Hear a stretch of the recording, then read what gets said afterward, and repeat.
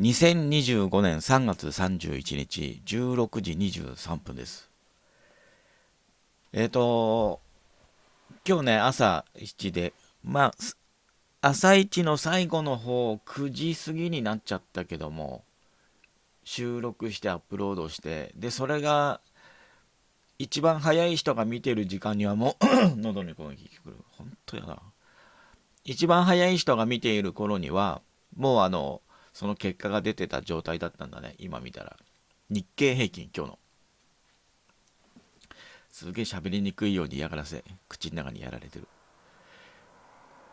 ちょっと待って。この、空白部分ね、カットしないです。車通ったでしょ。それを待つように、それが通り過ぎるまで黙ってなきゃいけない状態があったんですよ、今。それ電磁波攻撃。そういう電磁波攻撃の言うことを聞いてるんじゃなくて、そういう風にしてないとすげえ疲れるの。だから、いつもその嫌がらせ突破して喋ってるけど、すげえ疲れるんですよ。ほんとやだ。で、じゃあ楽にそいつらの、言うこと聞いて喋ってれば、まず喋らなくなる。いつも、必ず、全部。被害報告なんかあげなくなる。何にも喋んない。配信機材も整えない。揃えない。で、精神疾患されて、それを認める状態になる。ザッツオール。こいつらの思惑はそれしかない。で、そうなったら薬飲まされて終わり。早死に。何もかも諦めて何もかもできないんです。なんとかっていう病気なんですってみんなに説明して、同情をもらうように一生懸命。で、加害者側、集団ストーカー側にケアされて、それに、ねぎらいの言葉をかける。で、翼の塔とかああいう頑張ってる人たち見ながら、あの人たちも病気なんじゃないかな。そういうふうに見る。That's all。真実、真相はこっち側。私が今見てる、言ってる側。翼の塔、真面目なことを、日本のこと心配して、まともに行動活動してる。で、それに言論弾圧、妨害がある。で、私にもそれらがある。で、それらが分かってる状態の私、今日日経平均、下がるの分かってた。だから、今日失敗する人、儲けられない人、やめた方がいいよ。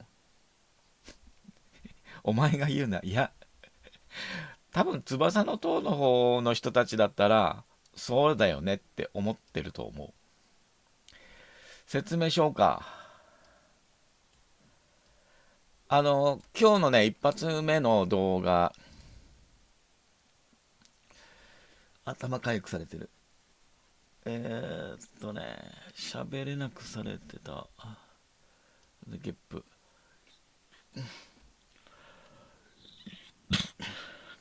あ、これだね。朝の雑談。あ、急にトイレでトイレ行きたくなってきた。もう、すげえ悔しいんだろうね。さっきまで私眠らされてたんですよ。で、今日やりたい仕事、この夕方になる前に終わらせられて当たり前の仕事をまだできてないんですよ。今日の自分の予定の。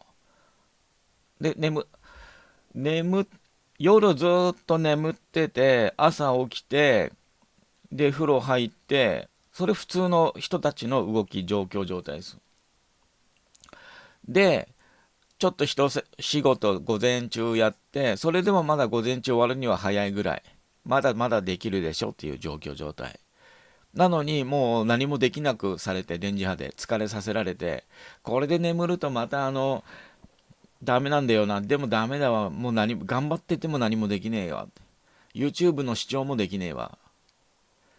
いう感じで横になってさっき起きた。で、いつもだとね、今だとちょっと映画見ておきたいんですよね。メディアストーカー案件関連に目通しておきたいんですよ。この後何が起きるか。そういうの見ればわかるから。で、連中そういうのも見られたくないの、私に。で、その代わり、集団ストーカー側が作ったコンテンツを見せたがってくんの。で、私はそれを見てない、見ないの。そうすると、事件を起こしてまで、例えば、芸能人を丸してまで、それを見返すように見るように仕向けてくんの。それも私見てません。それで、あ、じゃあやっぱり丸すれば見るようになるんだなって連中覚えるから。お前に対してそんなこと連中やってねえよ。まあ私もそう思いますけどね。うん、だから、芸能人が丸されてくってね、いなくなってくっていうやつね。私関係ないって思って当たり前ですよね。そんな状況状態でこれが展開されてます。で、関係あるよって思い込ませてきます。集団ストーカー側って。私のことをパトチンカーでひき逃げしていって23条通報を連携でやる連中っす、それ。これマジガチ。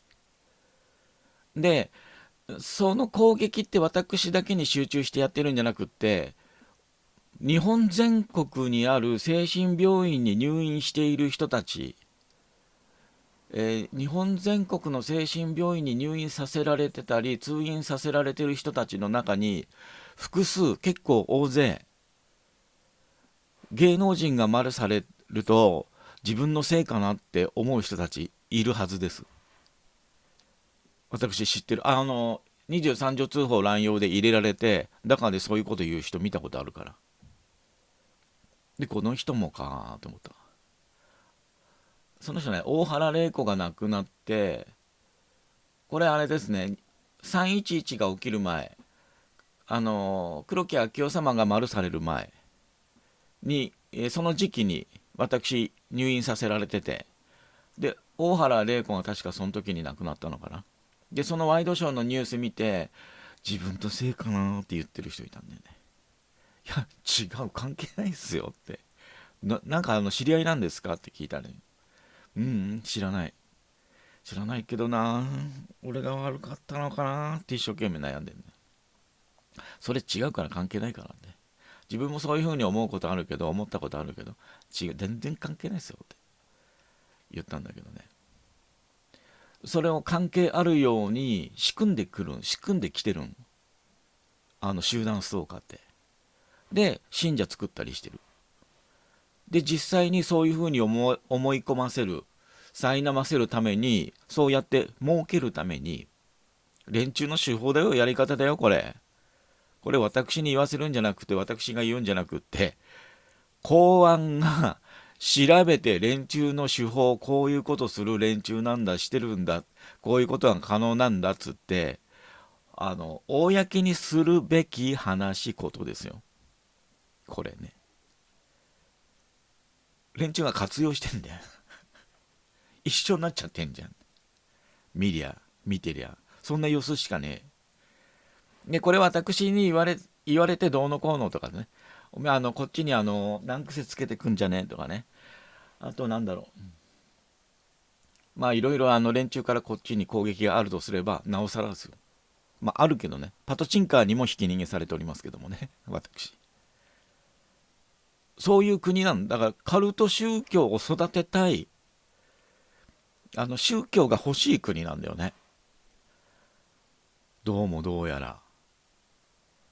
私はね、新興宗教っていらないって思ってる。平和のためにも。逆じゃない、逆かな。そう思い込ませれば、そっちのルートでは、例えば、あの、山上ちゃん。山上ちゃんが、ベーアーちゃん丸したってやつ。だよね。になるよね。そっち方面でそれやってんじゃん。じゃあ私の言ってる方面の方じゃん、やっぱり。そっちの方が報道も真実真相になるね。で、悪魔が羊の皮をかぶれなくなる、かぶらなくなる。だからそれについて税金の使われ方もやっぱ変わってくるわけですね。あの例えばアンルはテロ組織とかに国連という羊の皮をかぶって資金を提供しなくなる、できなくなる。そのルート、パイプにもならなくなる。できなくなる。しなくなる。で、それによって殺伐とするんであれば、なんで殺伐としてるのかが明白になる。どこが何を工作しているのかが分かりやすくなる。ザッツオールなんです。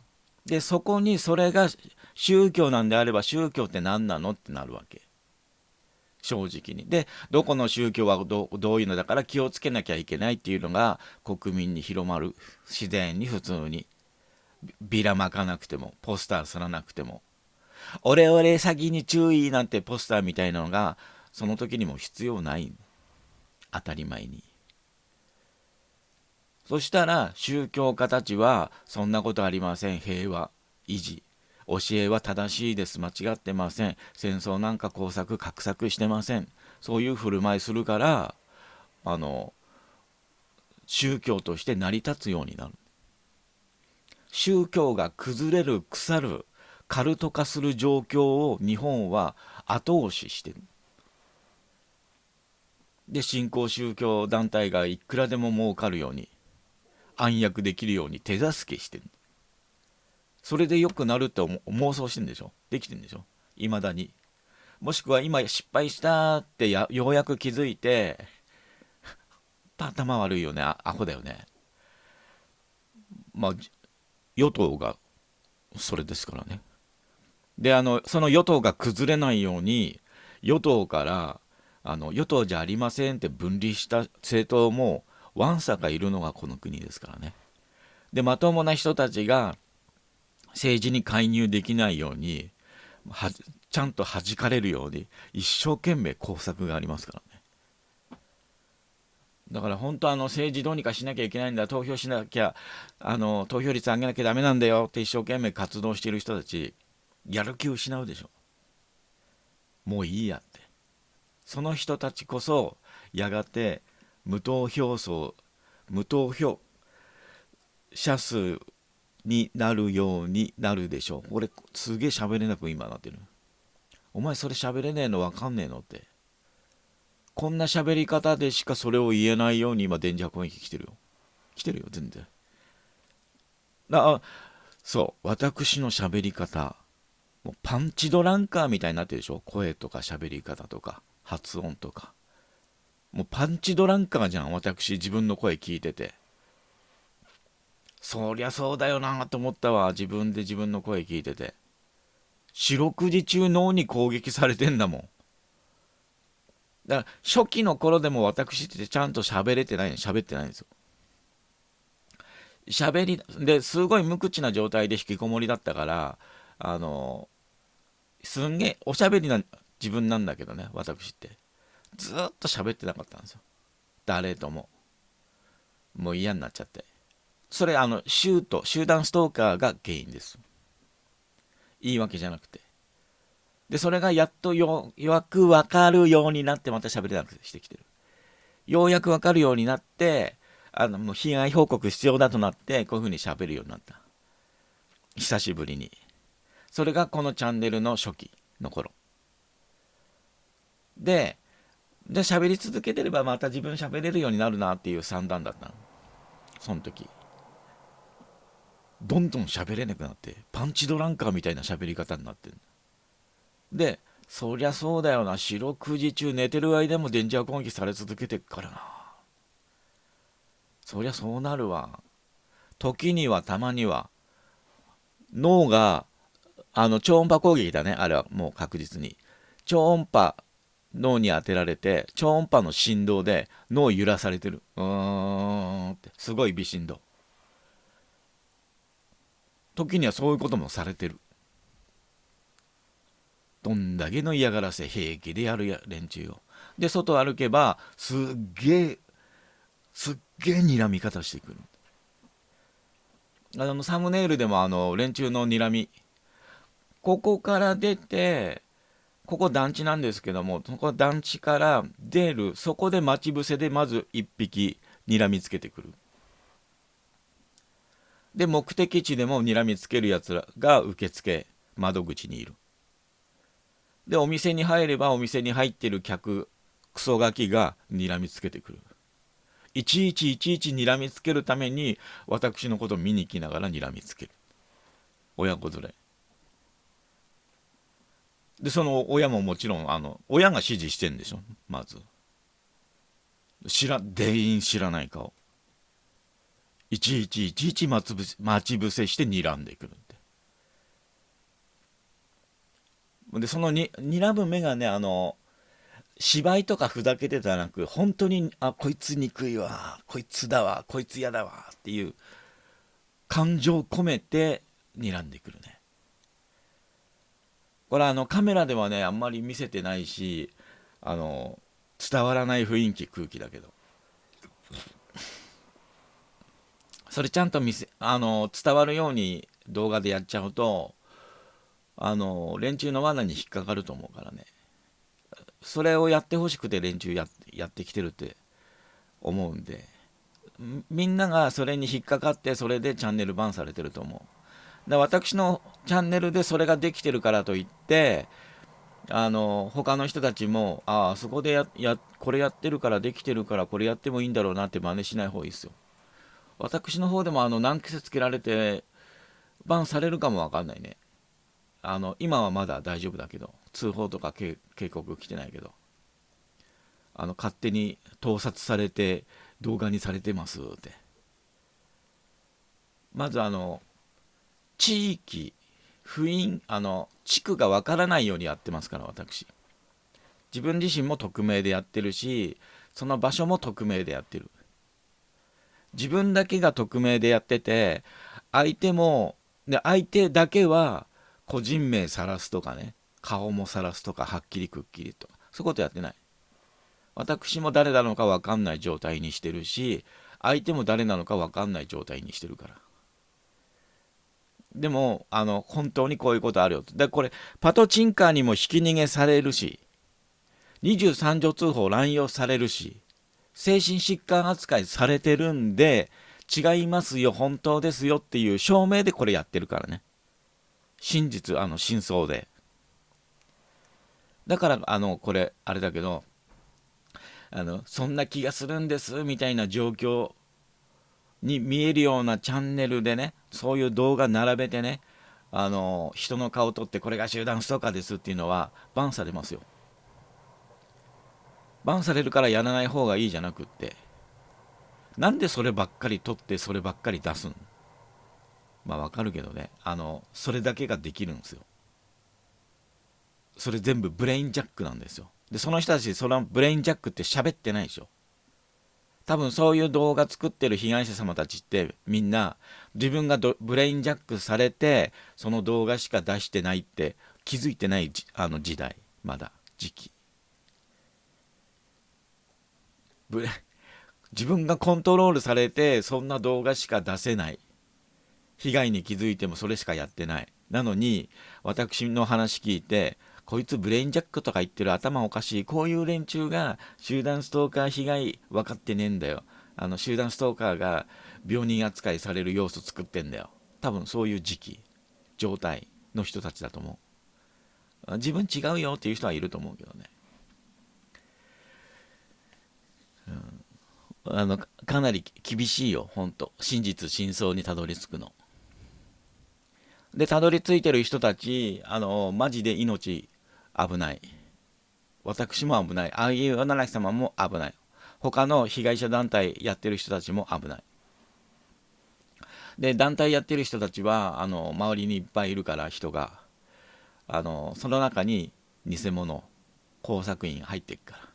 それも相手にしなきゃいけないから、かなり大変だと思うわ。で、私は仲良しチームは作りたいと思ってる。から、偽物入れたくないんですよ。でね、今の変な話ね、今言いたい話、簡潔にならずに、あさっての方向の話いっぱいしたでしょ。それ妨害なかったでしょ。いっぱい喋れたでしょ。で、また本題に戻ろうとすると、あわあわって、口の中になんかね、軽く風船とか入れられてるぐらいな勢いで、特定の領域が口が閉じないような感じにもされてるね。嫌がらせ。それ筋肉が筋が動かないようにされてる。で、そういう表現になってる。口の中に風船入れられてるっていう感覚はあんまりないけど、0.04から7ぐらい、そういう雰囲気感じはある。あの口の中に空気砲突っ込まれてるとかいう人もいるでしょ。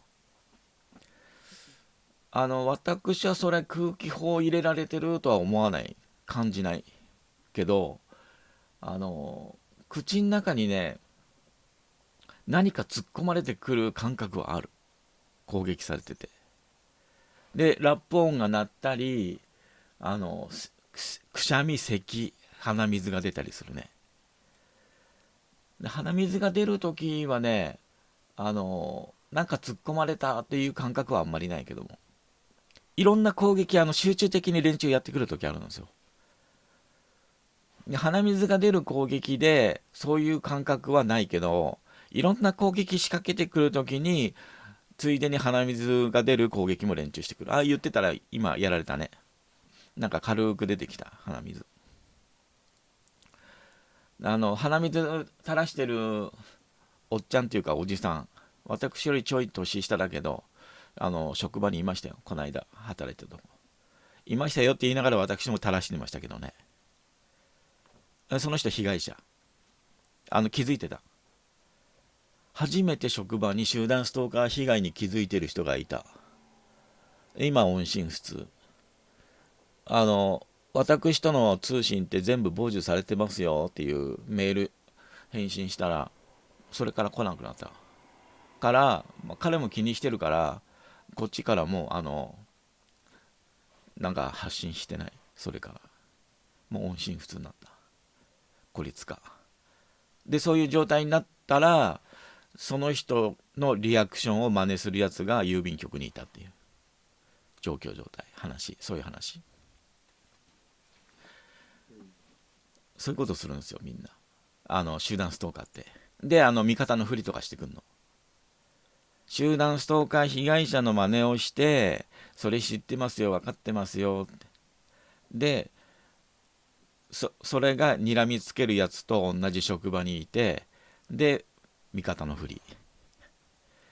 で、逆転すると、令和新選組方面かなみたいな雰囲気感じ。あ、こいつ、令和新選組の工作員かなって思うようなのもいたんですよ。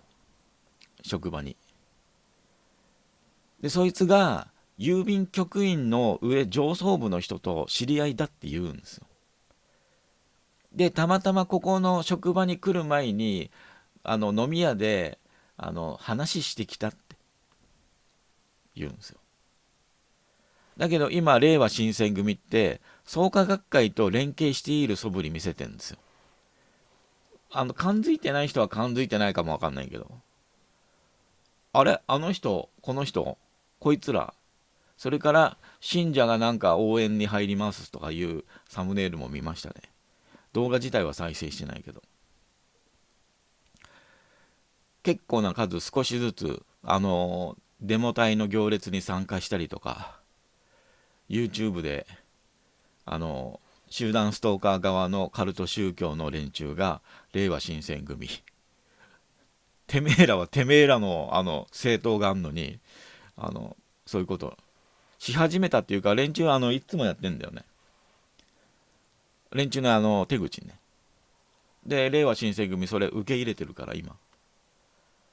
いや、来ないでくださいよ、やめてくださいよ、ないから。まあ、そういう拒否できないのをいいことに連中こびりついてくるからね。どこにでも。プライドなく。そういう連中だからね、カルト宗教ってね。で、私みたいのには睨みつけてくると。ただ、この睨みつけてくる連中ね、統一教会の連中なんじゃないかなとか思ったりしてる。問いたださないから、私。見ててそういう風に推理して言うだけなんで、今のも私の見立て推理ですからね。ただこの付近に統一教会の施設はありました。私が被害報告やって撮影するようになって、そこも撮影されたら撤去した施設を。今までずっと使われてない雰囲気なのに、ずっとあったのに。で、私宗教に疎いから、統一教会っていう言葉は知ってたけど、なんとか家庭連合っていうの知らなかったんですよ。そのなんとか家庭連合っていう看板つけてたんですよ、ずーっと。なんだろう、ここの使いもしないのにずっとあるんだからなんかかなり余裕あんだな資産にと思ってた。ゲップで喋れなくなってきて。まあ、ということですね。この動画で言いたいのは、えっとね、急に眠くなってきた。知ってました、分かってました。どの辺からだっけな。ここの2つ、こっから見るか。これ18時間前。18時間前にアップロードした動画の終了画面。月曜日にこうなるのも気づいてるから。はい、月と、ボイラールームってこれ指手筋とか、まあ、詐欺の投資業者の映画です。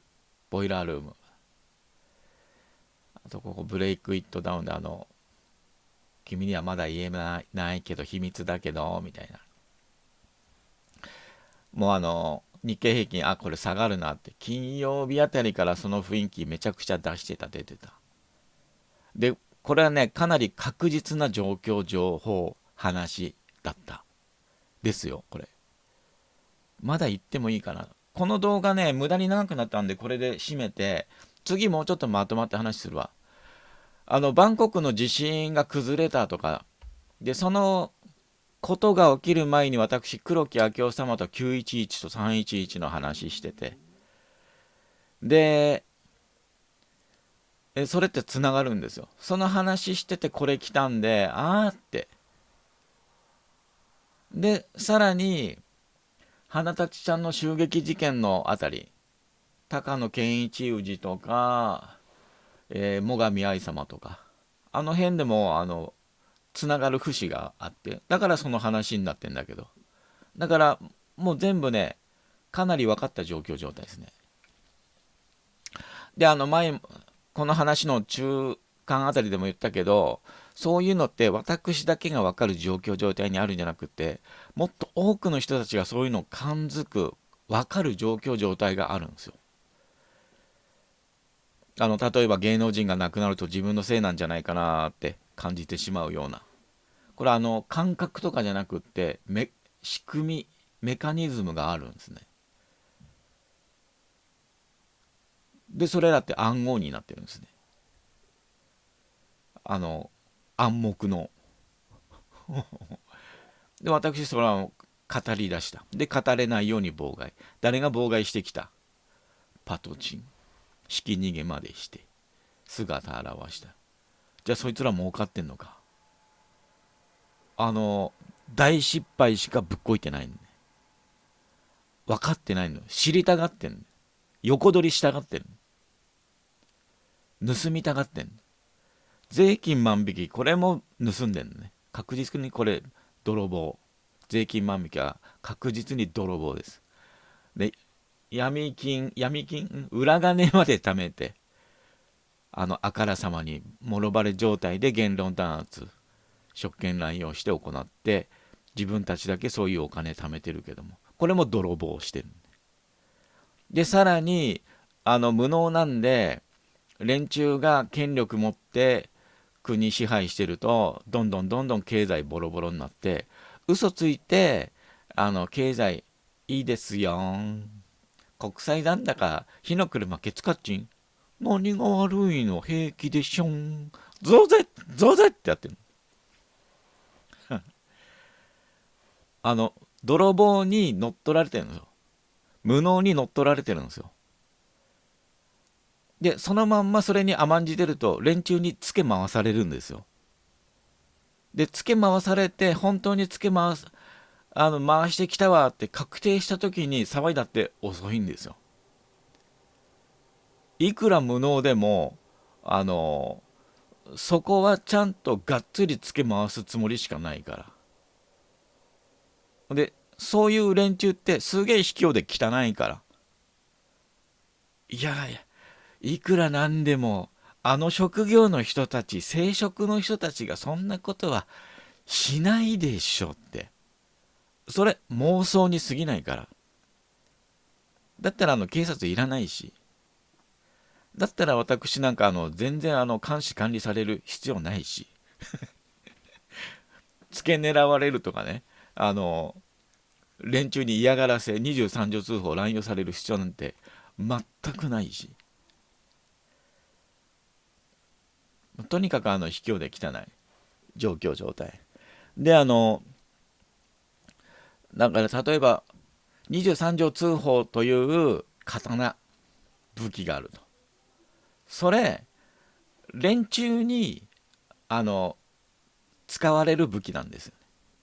刀なんですよ。剣なんですよ。23条ってその頭のおかしい連中に、卑怯で汚い連中に。ところがその卑怯で汚い連中がその剣を、刀を、武器を盗んで振り回してるんですよ。ザッツオールで、それってその剣の仕組みに、武器の仕組みに精神病院も関わってるから、そこも連中のものになってるわけ。それも仕組み、全部仕組みも盗んで乱用してるやつだから。それを行うには新興宗教団体も必要だったってこと。公務員も。それ虎視眈々とずーっとやってきてた。で、連中公言してたじゃん。日本乗っ取るぞーって。日本乗っ取られますよって言ってた政治家早死にしてるじゃん。石原とか。そういうとこですよね。で、全然知ってましたよ。分かってましたよ。あからさまにそれアピールしてましたよ。だから、今日なんか起きるかもねって言って、前の動画閉じてるんです。前のやつ。今日の朝一のやつ。で、これが、クラッキングされ、編集妨害されていますの、ケツにつけたやつね。18時間前に公開したやつね。で、こうやって終了画面で私そういうの表現してて、それを連中潰しにも来てる。これはもう月曜日の話してないね。ここで月曜日、月で表現してる。あと、これは次の話してます。まだそれは言わないって。なんで言わないのって。なんで事後報告なのって。いろいろありますよ。だから、じゃあそれ言うの分かるんだったら、そういう時だけでも株取引戻ったらって、再開すればって思う人いるかも分かんないけど、クラッキングされてるし、やればやったで、また変わるんですよね、動きが。そんな動きが変わるのって。私311の時に FX、為替取引やってて、で、その時にもう連中にやられまくって、クラッキングもされて、チャートの動きもクラッキングされた状態で動いているようなところを証拠取ったりもしてた画像。それも今なくなってる。その時楽天使ってた。楽天証券使ってた。で、チャートが、後から、こんな動きしたんだよって。で、後から確認したら、この時のこの時間のこの何分何秒のこれってやったら、別のチャートなの。こんなことあんのかよって。ティック1分足、あとなんだ、10分とか、そういう、5分足とか、そういうの全部見たけど、私が保存したその時の画像のチャートが出ない。なんだこれって。で、それはそれで、それでもいいや。こっちの方でまだ何も知らないんだろうな。なんか知らない事情とかそういうことになるんだろうなと思って、とりあえず画像とか全部証拠残しておいて、今もブレインジャックされてて、そういう訴えるとかできない状態だけど、なんかうまくいかない、できない。けども、一応これ保存しといて、で、こういうの全部証拠を貯めて、全部いつか言おう、発表しようと思って、取っといたそういうデータね。単なる画像だけど、大したことない。連中の攻撃で今どこにあるかわかんない。見れない。ハードディスクもすげえ壊されたし。ただ私はいつも、証拠取ってある。取ってる。で、連中証拠隠滅しに来る。だからブルーレイのあのレコーダーも買った。ハードディスクも SSD もマイクロ SD カードも連中に見れなくされるからブルーレイ買った。でブルーレイも連中家宅侵入して潰すかもわかんないけどね、別のに取り替えるとか。結局ブルーレイもね消えるんですよ。例えば核爆弾爆発が起きると EMP パルスが発生して、それで家電が一斉に壊れるらしいですけども、データも消えるらしいですね。でそういうのも連中もくろんでる可能性あるんだよね。ここではあれだったね、そんなにやってなかったね。結構ね長い期間ねわざとやってたんですよ。月曜日月曜日ってわかるかなーって。ああゆいかと思った。最上愛の婚約者のゆいかと思った。えーっと今見たのこれだよね。この辺でやったかな。1日前、1日前あたりだったら月曜日のことさりげ、ほらほらほら、やってるやってるやってる、これ。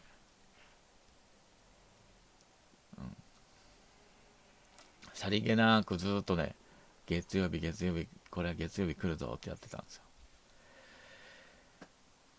これがだから日曜日の朝、まあいいか、そんな話もうこの辺もあるかもわかんない。これ月曜日、ミャンマーの地震でバンコクのビルが倒壊して、その辺の様子見てて、これ狙ってるやつだわっていう風に読んで、ほらで分かったんで、後ろのこの動画でそれを表現してたのね。でそれリアルタイムで見た人たちは、私の動画最後までチェックしてる人たちはそこまで見てほしいんですよ。で集団ストーカーは私がそういうことをしてるの知ってて、最後の終了画面の動画の4つをね、暴言してきてるんですよ。マジで。で、自分たちだけが知ってる状態に従ってるんですよ。乗っ取り乗っ取り。これを私が別にやってもやんなくっても知ってる人たちはいるん。別の状態で。で、私はそういうのがあるのを暗に知らせたいんで、メディアストーカーとかね、そういう流れ、状況があるのを知ってて教えたいんで。病気じゃないんで、これ。病気でやってるんじゃないんで。連中は病人扱いしてきて、言論弾圧してきてんね。で、連中もその輪の中にいる味方、仲間なんじゃないのって今勘違いする人いるかもわかんないけど、連中は泥棒、無能やってて、横取りやってんの。で、自分たちだけが知りたい、分かっていたい。この領域にも連中、諜報機関として介入してて分かってん。様子状況見てると。で、それを教えるなってやってんの。じゃあこれ何のためにやるの？ That's all. That's all. これがあることを知らせることは必要なの。で、それをみんなが知ったからといってみんな儲かるわけじゃない。